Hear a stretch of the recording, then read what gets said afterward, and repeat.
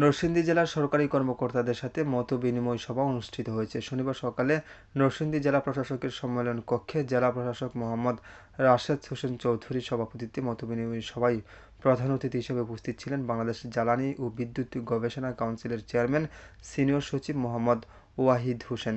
এ সময় মতবিনিময় সভায় আরও উপস্থিত ছিলেন police super Abdul Hannan, civil surgeon Mohammad Amirul Islam Shamim, অতিরিক্ত জেলা প্রশাসক আবু তাহের মোহাম্মদ শামসুজ্জামান, স্থানীয় সরকার বিভাগের উপপরিচালক মৌসুমী সরকার রাখি, অতিরিক্ত জেলা প্রশাসক ফারজানা আলম, নরসিংদীর পল্লী বিদ্যুৎ জিএম শেখ মনোয়ার মোর্শেদ সহ নরসিংদী জেলার বিভিন্ন দফতরের সরকারি কর্মকর্তা কর্মচারীবৃন্দ উপস্থিত ছিলেন।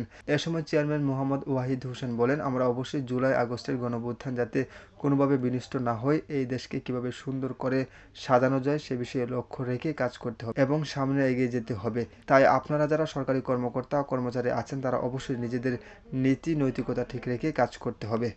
আশরাফুল ইসলাম সবুজ, আমার বার্তা, নরসিংদী।